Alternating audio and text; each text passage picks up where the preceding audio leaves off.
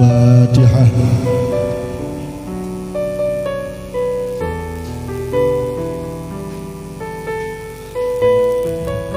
Bismillahirrahmanirrahim. Alhamdulillah Rabbil Alamin.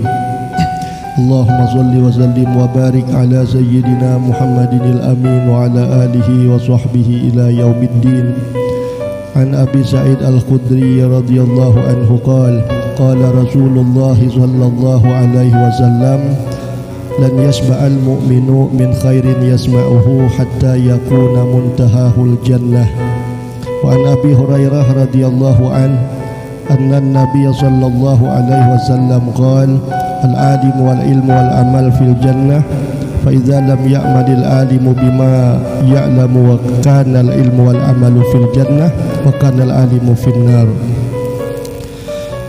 Artinya dari Abu Sa'id Al-Khudri radhiyallahu anhu, beliau berkata, Rasulullah sallallahu alaihi wasallam bersabda, orang yang berilmu itu tidak akan puas dari mencari ilmu yang didengarnya sehingga adalah kesudahannya itu di dalam surga.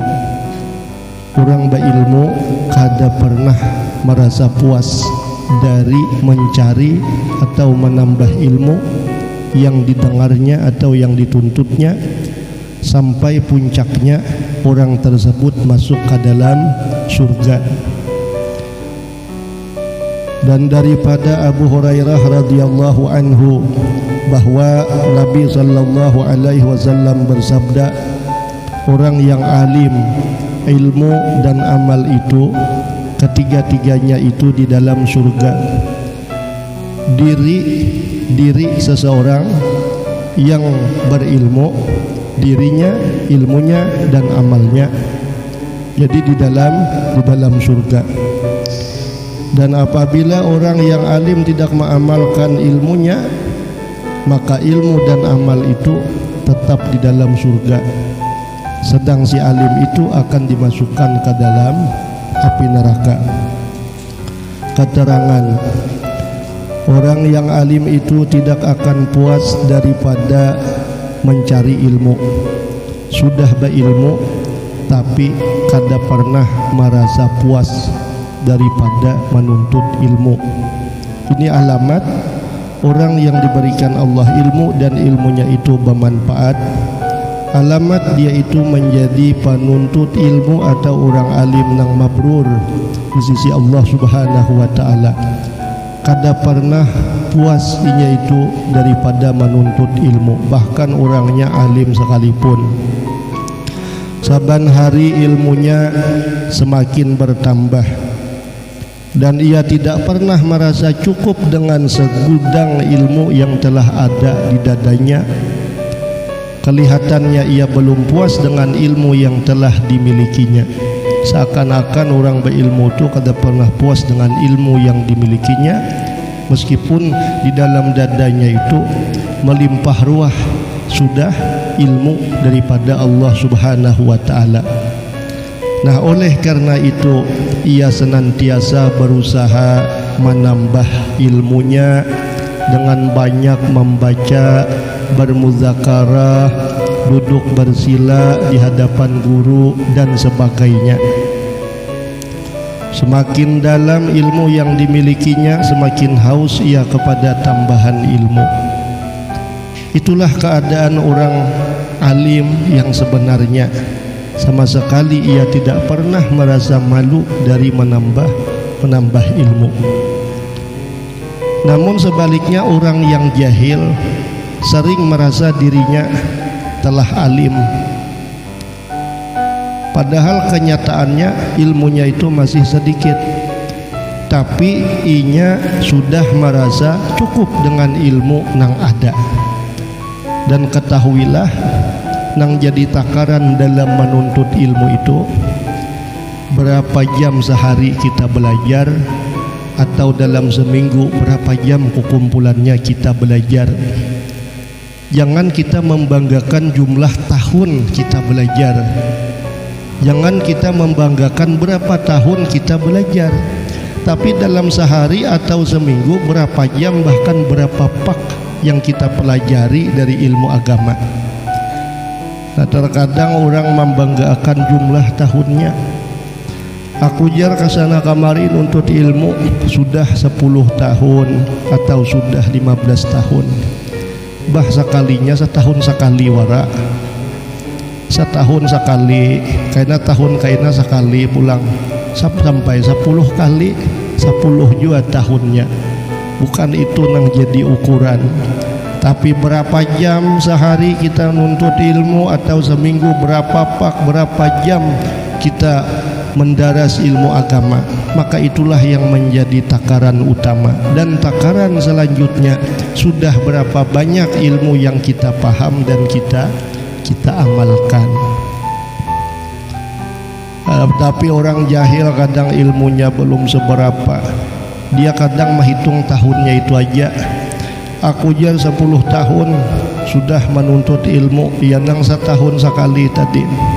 Habis itu pulang orang jahil sering merasa puas dengan ilmu nang ada, dan kada mau lagi menambah ilmu yang dirasanya sudah cukup. Padahal secara kenyataan justru ilmunya itu sangatlah minim. Yang jadi takaran dalam iktibar kehidupan bukan orang yang keadaannya bodoh dari kita, tapi yang kita jadikan iktibar dalam kehidupan orang yang lebih gigih dari kita menuntut ilmu, dan orang yang lebih berpengetahuan agama daripada kita. Jangan kita memandang orang yang lebih jahil dari kita, maka kita akan binasa. Kita akan menjadi malas menambah ilmu pengetahuan yang sudah ada pada kita. Oh ya, masih mending aku nih ya, nang ada ingin tuh bungol pada aku. Bukan itu yang kita jadikan patukan, bukan itu yang kita jadikan iktibar, tapi yang kita jadikan pelajaran berapa banyak orang yang lebih gigih daripada kita menuntut ilmu, dan berapa banyak orang yang dengan wawasan ilmunya itu sudah bertambah banyak amal yang mereka kerjakan. Nah, makanya majelis ilmu seperti majelis ilmu mingguan atau 2 mingguan sekali atau bulanan sekali, itu perumpamaannya ading oleh pondok pesantren, ading daripada sekolah agama. Karena kalau pondok pesantren atau sekolah agama setiap hari turunannya, setiap hari belajarannya, mungkin libur seminggu cuma sekali atau 2 hari liburnya, sisanya turunan belajaran, dan setiap kalinya hadir belajar beberapa pak yang dia pelajari di sekolah atau di pondok pesantrennya. Adapun fungsi orang-orang yang sekolah di pondokan itu setidaknya bermanfaat di rumah tangga, dari mana asal dia menuntut, atau di rumah tangga ketika dia itu sudah pulang ke kampung halamannya. Selebih-lebihnya dia bermanfaat untuk masyarakat sekitarnya, seperti memakmurkan langgar di dekat tempat tinggalnya, memakmurkan masjid di tempat tinggalnya atau di kampung halamannya. Apakah ini jadi orang yang gemar membersihkan, mensucikan masjid itu daripada kotoran-kotoran atau najis? Ada yang fungsinya itu sebagai tukang azan, ada yang fungsinya sebagai imam, dan selain daripada itu barangkali fungsinya di tengah-tengah masyarakat sebagai tukang baca doa, tukang pimpin tahlil ataupun doa haul. Nah, begitu juga majelis ilmu. Kampung pian di mana?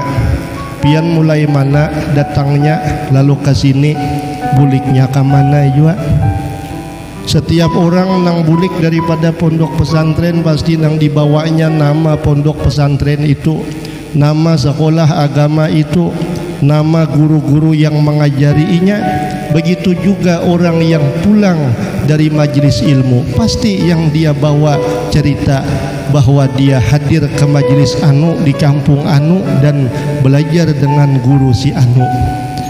Lalu buktikan, terapkan pada kehidupan di kampung masing-masing. makmurkan langgar yang ada di dekat rumah pian atau masjid yang di dekat rumah pian, karena tempat ibadah yang ada di sekitar kita itu lebih utama.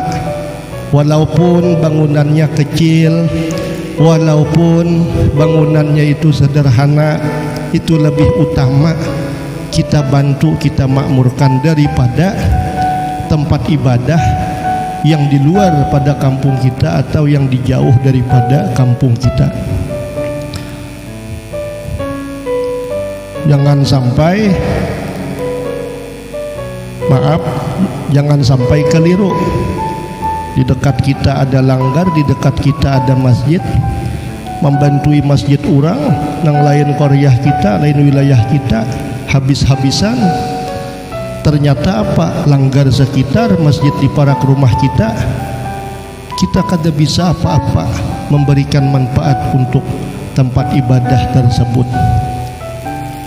Misalnya bermaulidnya, bami'ratnya, atau mengadakan haulan ulamanya, kada kawa kita. Sedangkan yang di sekitar kita seperti langgar, masjid, itu yang lebih utama kita makmurkan, itu yang lebih utama kita bantu, kita hidupkan dengan kegiatan-kegiatan agama. Jangan terbalik kayak itu, membantui masjid orang 5 juta, 10 juta, nah bulik kabah nua barang sarupiah. Aku dia maaflah kada kawa membantui langgar parak sini, sudah habis 10 juta aja di kampung anu situ. Nah tapaling itu ngarannya. Nah orang bulik di pesantren, orang yang penghuni majelis ilmu, ketika dia bulik hendaklah dia makmurkan rumah tangganya atau tempat ibadah di dekat rumahnya, bahkan orang sekampungannya dengan hal-hal yang bernuansa agama, seperti mengadakan maulid, mengadakan tahlilan mungkin, ataupun doa haul jama dan sebagainya. Nah kadang sebahagian orang minta aja kebisaannya, bulik ke Banua, aku jar hadir di majlis anu, murid guru si anu jar, tapi di Banua kada bisa menjadi uswatun hasanah. Nah jadi itu tadi maksud hadis tersebut. Orang jahil sering merasa dirinya telah alim, ia tidak mau pergi belajar, ia merasakan bahwa dirinya telah hebat dan ilmunya sudah mantap. Ini adalah tanda-tanda orang yang sombong dan takabur.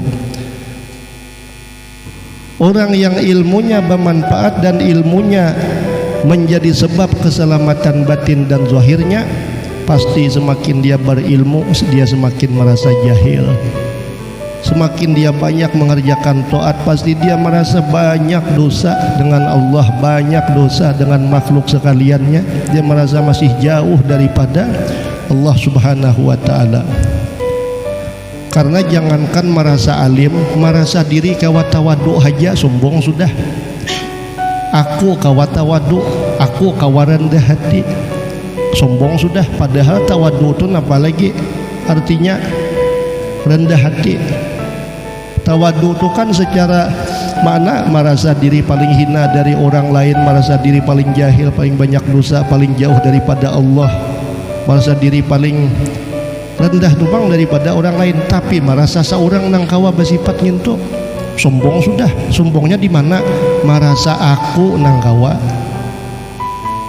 Coba Tuhan mengawakan, coba Tuhan na ampun daya upaya kekuatan, sebagai makna la haula wala quwata illa billah.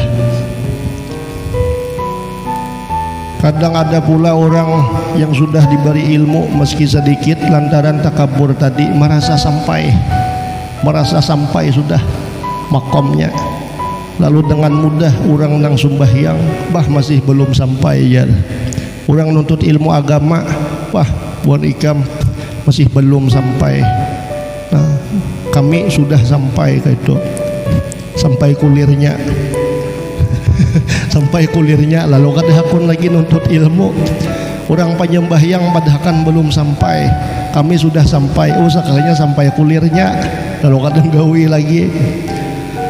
Kemudian ilmu itu mesti diiringi dengan amal. Sekurang-kurangnya pada ilmu yang dituntut amal yang wajib, sembahyang fardu yang 5 waktu, puasa Ramadan, taat kepada kedua orang tua, taat kepada kedua orang tua, taat kepada suami, mencari nafkah nang halal, menggunakan di jalan nang halal dan sebagainya. Sekurang-kurangnya pengamalan ilmu itu dalam hal nang wajib, dan bonus atau lembur atau ya tambahan-tambahannya itu adalah pekerjaan-pekerjaan nang sunat. Sungguh rugi orang yang sudah memiliki ilmu lalu ia tidak mengamalkan akan ilmunya. Misalnya kita tuh hafal sudah ilmu, duduk di majlis ilmu biar kita hafal juga tuh udah. Pintangan duduk tuh berpahala kada. Nah, pintangan tatatai orang di mahiga bersalaman, bekurihingan, silaturahim kadanya ento. Nang sudah hafal toh. Apalagi nang kada hafal. Makinnya. Nah, jadi mudah-mudahan yang disampaikan ini bermanfaat bagi zahir dan batin kita seberataan. Mudah-mudahan Allah selalu mengurniakan keselamatan kepada kita zahir dan batin, ahli keluarga kita. Mudah-mudahan barakah rumah tangga kita, usaha kita, rezeki yang kita terima, dan